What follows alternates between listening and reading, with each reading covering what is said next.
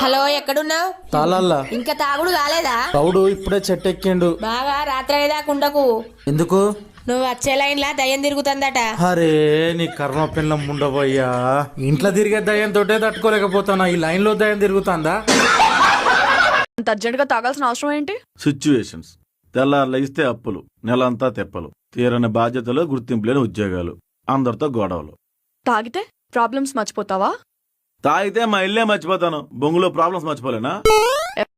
ఎప్పుడు చూసినా ఈ వీడియోలు తప్ప వేరే పని పాట ఏం లేదా నీకు అని ఒక ప్రముఖుడు కామెంట్ పెట్టాడు. వాడికి నేను చెప్పే ఆన్సర్ ఏంటంటే, రేయనక పగలనక ఎండనక వాననక వాగనక వరదనక రాయనక రప్పనక దుమ్మనక దుప్పనక ముల్లనక ముంపనక పురుగనక పామనక కోడికూత కుయ్యగాని ఒళ్ళు వంచి ముగ్గు వేసి పెరట్లోన నీళ్లు వేసి పూజ గదిని సర్ది పెట్టి రాత్రి తిన్న గిన్నెలన్నీ కడిగేసి ఆరబెట్టి మూలనున్న బట్టలన్నీ ఉతికేసి మడత పెట్టి టిఫిన్లు చేసి టీళ్లు పెట్టి 6ంటికి వంట చేసి పొద్దున్నే క్యారేజ్ పెట్టి వచ్చేదాకా కాపు కాచి ముసలి ముతక అత్త మామ పిల్ల జల్ల భర్త బంధువు ఇల్లంతా ఏకమై కోరింది చేసి పెట్టి అడిగింది అమర్చి పెట్టి చెప్పింది చేసి పెట్టి బాధలన్నీ పక్కన పెట్టి బాగోగులు చూసి పెట్టి అన్ని చేసి అరగంట రెస్ట్ తీసుకుని 5 నిమిషాల ఆనందం కోసం వీడియో తీసుకుని అందులో 1/2 నిమిషం వీడియో అప్లోడ్ చేస్తే లావున్నో సన్నమున్నో పొట్టున్నో పొడుగున్నో ఖాళీగున్నో కొవ్వుపట్టున్నావు అని కామెంట్ చేయడానికి నీకెన్ని గుండెలువే?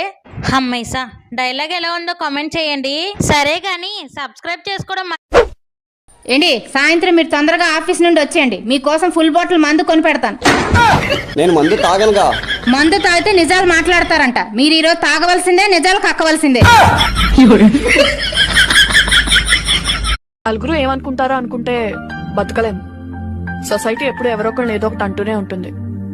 అందరికీ ఆన్సర్ చెప్పడం నీ టార్గెట్ కాదు. KGF పార్ట్ 3 వస్తుంది, పుష్ప పార్ట్ 3 వస్తుంది, అదేదో కరోనా వైరస్ అంట, అది కూడా పార్ట్ 3 వస్తుంది.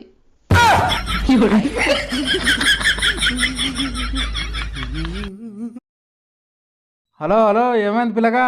సరే నేను ఉంటా, బాగా బిజీగా ఉన్నా, తర్వాత మాట్లాడతా నీతోని. అరే నేను బతుకున్నప్పుడు మాట్లాడరా, చచ్చినాక మాట్లాడతావా? నేను చచ్చిపోయినాక మాట్లాడడం మొదలు పెట్టింది అనుకో, నీ సగం జీతం తాయితలకు సరిపోకపోవాలి చెప్తానా. అయ్యో బాబా, ఇలా పనికి పోలేదా?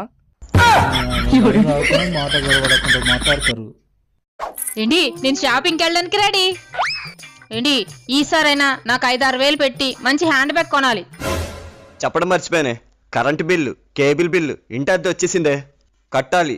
ఈ నెల నువ్వు కట్టే. నేనేలా కట్టాలండి? నా దగ్గర రూపాయి కూడా ఉండదని మీకు తెలుసు కదా. గట్టిగా కొడితే రూపాయి ఉండదు. నీకెందుకే 5-6 వేల రూపాయల హ్యాండ్ బ్యాగు? అలిగావా? ఇలా తిరుగు. ప్రేమగా ఒక మాట చెప్పాలా? చెప్పండి.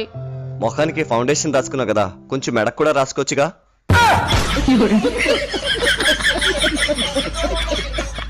ఏమండి, అత్తగారు చనిపోయారు. ఏం మాట్లాడుతున్నావే? నిజమే చెప్తున్నానండి, అత్తగారు చనిపోయారు. నీకేమైనా పిచ్చా? ఏం మాట్లాడుతున్నావే? హలో నాన్న, ఏంటి నాన్న నీ కాళ్ళు? అమ్మ చనిపోయిందని చెప్తుంది. ఏం మాట్లాడుతున్నావా? అమ్మ బాగానే ఉంది. వస్తే పిచ్చిదానా, అమ్మ బానే ఉంది కదా, చనిపోయిందని చెప్తావేంటే? అబ్బా, అత్తగారు బయట బాగానే ఉన్నారండి. ఫ్రీ ఫైర్ గేమ్ లో ఎనిమి హెడ్ షాట్ వేస్తే చనిపోయారు.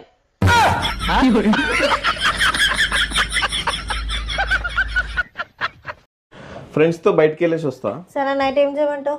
ఏమన్నా చేయగాని ఫోన్ మాత్రం చేయకు.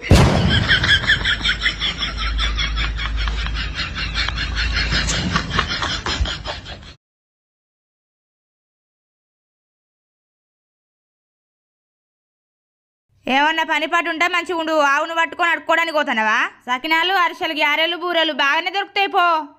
ఒక నేనేం అడుకోవడానికి పోతలేను, అంతరించిపోతున్న మన సాంప్రదాయాన్ని అందరికీ గుర్తు చేయడానికి ఇంటింటికి పోతానా. అమ్మగారికి దండం పెట్టు. మా ఆయనేటి ఎదిరింటావిడతో మాట్లాడుతున్నారు, అదన్నీ అబద్ధాలే చెప్తుంది. ఏం చెప్తుందో ఏంటో. ఏంటి, మన ఎదిరింటావిడ ఏం చెప్తుందండి? అది ఏం చెప్పినా అన్ని అబద్ధాలే చెప్తుంది, దాని మాటలు అస్సలు నమ్మకండి. సరేలే, నమ్మనులే. ఇంతకీ ఏం చెప్పింది? నువ్వు మంచిదానివని చెప్పింది. దేవుడా, ఒక 2-3 కోట్లు ఉంటే కింద పడి నేను పైకి వచ్చిన తర్వాత తిరిగి ఇచ్చేస్తా. పైసలు రెడీగా ఉన్నాయి, పైకి వచ్చి తీసుకోపో. మా ఆయనకి ఎవరితోనో సంబంధం ఉంది. ఆ విషయం నీకెలా తెలుసే? రాత్రి ఇంటికి వచ్చినప్పుడు లగ్గింతో వచ్చాడే. మీరింక మారరా? మన ఎదురింటి ఆవిడ వచ్చి టీ పొడి అడిగితే మీ టీ పొడి ఇవ్వకుండా హగ్గిచ్చి పంపిస్తారా? మన ఇంట్లో టీ పొడి అయిపోయిందే. మన ఇంటికి ఎవరొచ్చినా ఉట్టి చేతులతో పంపం కదా, అందుకే ఒక హగ్గిచ్చి పంపించాను.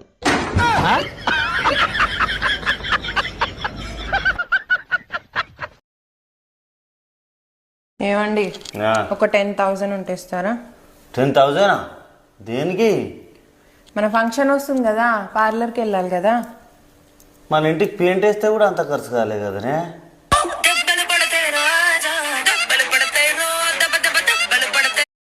ఉన్నాడా బాయ్ ఫ్రెండ్? మీకెందుకు? ఉంటే నా షూ నేను వేసుకొని వెళ్ళిపోతా, లేదంటే నేను వేసుకొని పోతా. అబ్బా, ఎక్కడికి? నువ్వు ఏడికంటే ఆడికి. బావా, నేను పెళ్లి చేసుకున్న సంది నాకు అన్ని కష్టాలే, నాకు అసలు సుఖమే లేకుండా పోయింది. ఎందుకే, ఏమైంది? ఇగో ఈ పక్కింటోడు మొన్ననే కొత్త కారు కొన్నాడు, ఈ పక్కింటోడు మొన్ననే కొత్త బైక్ కొనుక్కున్నాడు. అవునా? అట్లా అంటే మన ఎదురింటోడు మొన్ననే కొత్తగా 2వ పెళ్లి చేసుకున్నాడు, నీకు ఎప్పుడు అని చెప్పినా?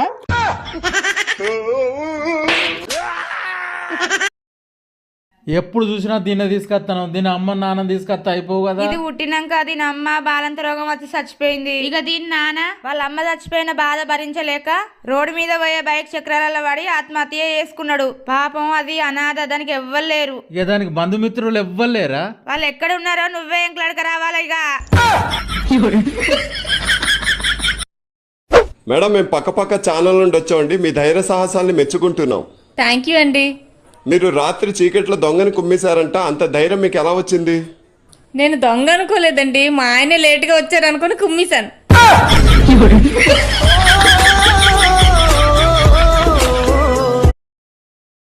మన ఇంటికి 3 చుట్టాలు వస్తారు, ఎట్లా? అత్తే రాని ఏదో ఒకటి అంట రాదు. ఇంట్లో బియ్య పిత్తులేదు, ఇంకేం లేవా? 2 పావుల నూనె ఉన్నది, 1/2 కిలో గోధుమ పిండి ఉన్నది, గా చెట్టుకోమ 4-5 వంకాయ పిందెలు ఉన్నాయి. ఇప్పుడు పైసల వల్ల అడిగితే ఎవరు ఇచ్చేటట్టున్నారే? అసలే ఇది నెలాఖరు. చిల్లర బొల్లర దాచి పెడితే ఎప్పటికేగా నాకుడైనా. ఇప్పుడు ఏం చేస్తావు? చేయి చుట్టాలకు. చెట్టుకున్న 4 వంకాయలు తెంపి కూరండు, ఉన్న పిండితోటి 5 రొట్టెలు చెయ్యి. చుట్టాలు వచ్చినాక వాళ్ళతో పాటు నాకు కూడా ఒక రొట్టె, నాకేసిన రొట్టె చెప్ప తిని ఇంకొకటి అయ్యి అని ప్లేట్ చాపుతా నీకు. అప్పుడు నువ్వేమంటావు అంటే, ఏవుకో మనిషి అనటోళ్ళు ఒకటి కన్నా ఎక్కువ తింటరా అని నువ్వను. అట్లా అన్న తర్వాత, అన్న మీరు మనిషి రొట్టెసుకో రాదుర్రే అని వాళ్ళని అడుగు. ఇక పూట అట్లా గడిచిపోతుంది, సరేనా?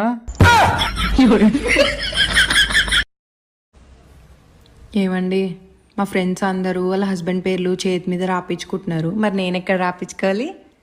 అక్కడ ఇక్కడ ఎందుకే, మీ నాన్న ఆస్తి పేపర్ మీద రాయించరాదు?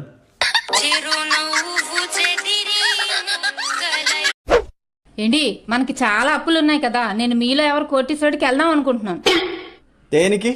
నేను చాలా తెలివైన దాన్ని కదండి, వాళ్ళు అడిగిన ప్రశ్నలన్నిటికీ టకటకా సమాధానం చెప్పి ₹1,00,00,000 తెచ్చేస్తాను. నేను కొన్ని క్వశ్చన్స్ అడుగుతాను, దానికి టకా టకా సమాధానం చెప్తావా? నేను చాలా తెలివైన దాన్నండి, మీరేం అడిగినా చెప్పేస్తా. హాస్పిటల్లో ప్లస్ సింబల్ ఉంటది కదా, దాని అర్థం ఏంటి? మీకు అది కూడా తెలీదా? నిలువుగా ఉన్నది డాక్టర్, అడ్డగా ఉన్నది పేషెంట్. నిమిషానికి గుండె ఎన్నిసార్లు కొట్టుకుంటది? అది దాని ఇష్టం అండి, దానికి ఎన్నిసార్లు కావాలనుకుంటే అన్నిసార్లు కొట్టుకుంటది. సరే, ఒక షర్టు ₹88, ఒక షర్టు కొంటే ఒక షర్టు ఫ్రీ, అలాంటప్పుడు ఒక షర్ట్ ఎంత పడింది? ₹8. అదేలా? 88 అంటే 2 8లు కదండి, అందుకే ఒక షర్ట్ ₹8 పడినట్టు.